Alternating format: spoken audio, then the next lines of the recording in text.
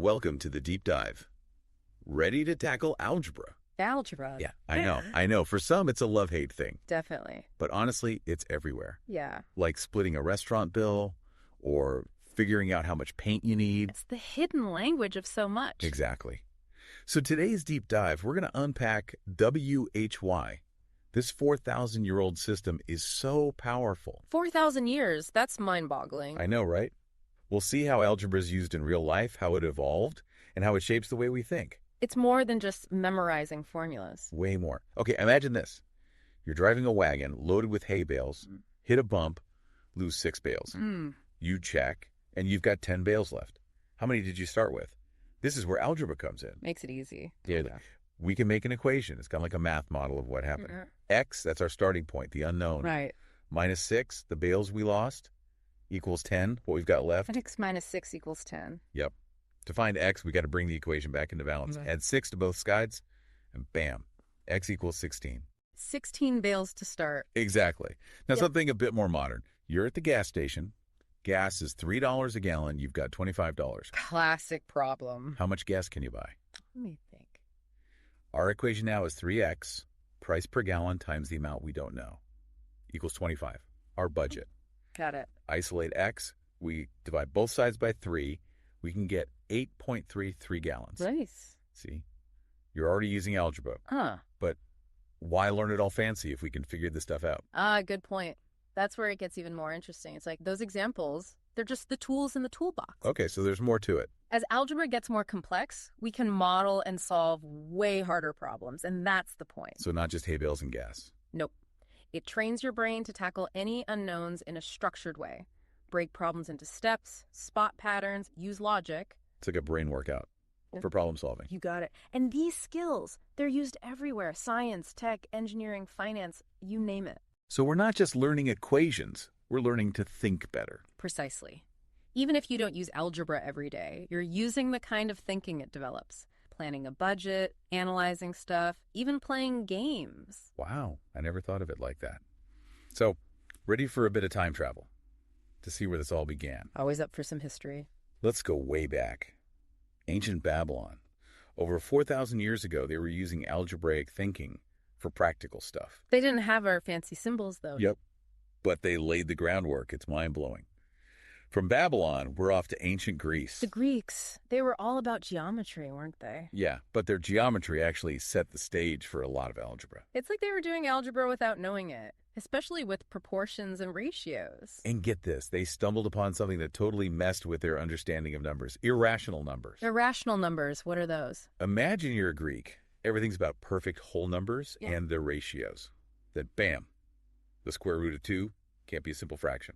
Oh, I see. That would shake things up. Total mathematical crisis. Right. But they had a genius, Eudoxus. He came up with a theory of proportions. What did that do? Allowed them to compare ratios, even with those crazy irrational numbers. It was a workaround for their number system, but there was a catch. They could only compare ratios of similar things. A line's length to a square's area. Nope. Interesting limitation. Right. It shows how even limitations can spark new ideas. Now, fast forward a few centuries. Meet Diophantus, the rule breaker. Rule breaker? How so? Most Greeks wanted nice, whole number answers. Diophantus. He tackled problems with tons of solutions, fractions, the whole shebang. Bold move. He was even open to negative numbers as answers. Other mathematicians thought that was absurd. Shows how our idea of numbers has evolved, right? For sure. Imagine, negative numbers used to be out there. It highlights that math isn't static, it's always changing. So we've gone from hay bales and gas tanks to ancient Greece and the beginnings of algebra. Where to next? From Greece, we're heading east to India and China, where even more exciting stuff happened. Can't wait. Welcome back to the Deep Dive. We're on this incredible journey through the history of algebra, and we just left ancient Greece. Those mathematicians were really pushing the boundaries with those irrational numbers. Yeah, it's fascinating how they grappled with those concepts. Now we're heading east to explore the amazing contributions of Indian and Chinese mathematicians. This is where we see algebra blossoming in new and exciting ways, especially with Indian mathematicians. They made huge leaps in solving equations and developing a systematic approach to algebra. And of course, their most groundbreaking contribution, the decimal system. Can you imagine doing math without it? It's mind-blowing how this system revolutionized mathematics. It's so ingrained in our thinking that we take it for granted. But can you imagine doing complex calculations with Roman numerals? Oof, I don't even want to think about it. The decimal system, with its place value and zero, made calculations so much easier and efficient. It paved the way for advancements, not just in math, but in science, engineering, commerce. The impact on global trade was massive. It's crazy how an idea from ancient India had such a huge impact on the world.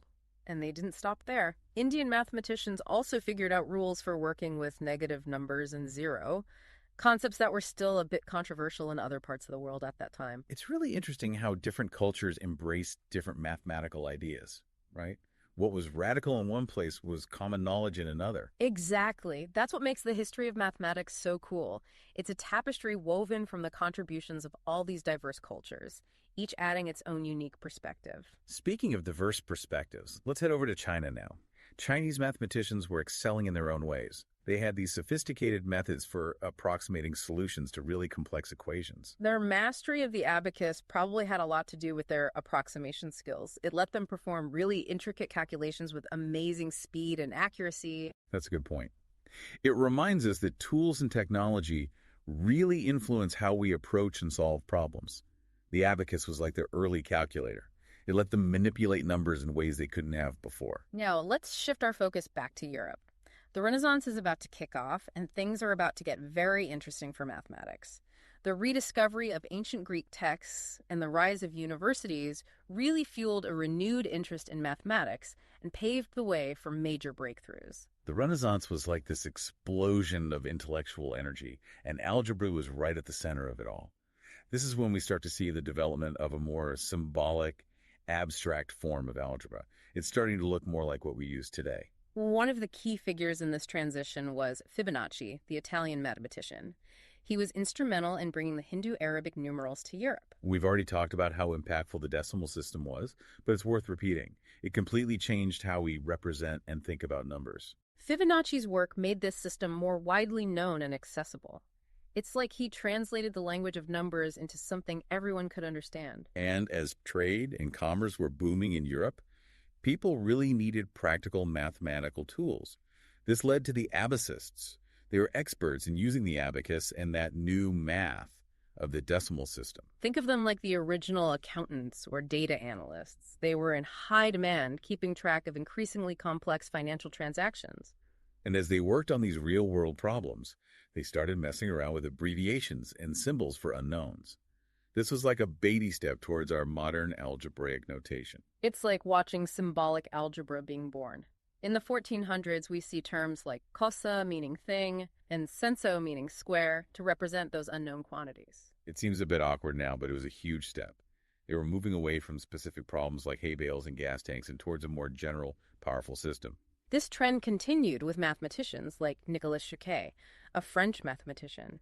He really pushed the boundaries with algebraic notation, introducing more complex symbols and working with those negative numbers and exponents. He was a true trailblazer. Fouquet's work really shows how mathematicians build upon the work of those who came before, refining and expanding the system to include these new ideas. But even with his progress, Fouquet, like many others of his time, still had trouble accepting some solutions as impossible. It's a good reminder that even the most brilliant minds are shaped by their time, and mathematical thought is constantly evolving. It's amazing to see how groundbreaking ideas can be met with resistance. What concepts do we take for granted today that future generations might find strange? It makes you wonder. It does. Now, let's not forget about the German casuists. They took things even further by using symbols for operations, equality, and roots. They were getting closer and closer to our modern system, weren't they? It's been an incredible journey so far. From ancient Babylon to the symbolic innovations of the Renaissance, we've seen algebra being born and evolving, shaping our world in such profound ways. And guess what? This journey isn't over yet. As we'll see in the final part of our deep dive, algebra is more relevant today than ever. It's not some dusty relic of the past. It's a lively and evolving field with new applications and insights coming out all the time. So stick with us, deep divers. We're about to explore how this ancient system is shaping our modern world, probably in ways you never even imagined. Welcome back to the deep dive. We've gone through centuries across continents, seeing how algebra evolved. from those early practical uses to the abstract stuff. But our journey's not done yet. Today, algebra matters more than ever. It really does. It's like woven into our modern world, stuff we don't even think about. The algorithms running our social media, the model scientists use for climate change. Algebra's behind it all. It's wild to think this ancient system is shaping our future. But beyond the practical, it's about how we think, right? Absolutely. Those hay bales, the gas tank, that was just the start. Algebra gives us this framework to approach an NOI problem. Doesn't matter if it's designing a website, writing music, even figuring out a tough social situation. So it's more than just numbers. It's about logic, being analytical. Exactly. Algebra teaches you to break things down, see patterns, make logical conclusions. It's like a mental toolkit for any challenge. Like a secret weapon.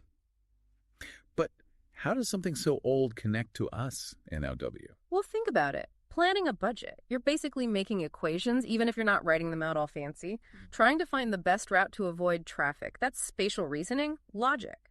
Stuff that algebra sharpens. So even if we don't realize it, we're using algebra all the time. All the time. It's become so normal we don't even see it. But that doesn't mean it's not powerful. So what's the takeaway for our listeners? Whether you're a student wrestling with equations or someone who hasn't touched algebra in years, this system has shaped your thinking. It's given you the ability to think critically, analyze things, solve problems better. A gift from our math ancestors. And there's always more to learn. Algebra's not stuck in time. New uses pop up, we get new insights. It's always evolving. As we finish up this deep dive, here's a challenge for everyone. Think of a problem you solved lately. Anything. Doesn't have to be math. Did you use those logical steps, spotting patterns, the reasoning that algebra helps us with? It might surprise you how much of this old math system is part of how you think NW. And hey, maybe this deep dive sparked your curiosity.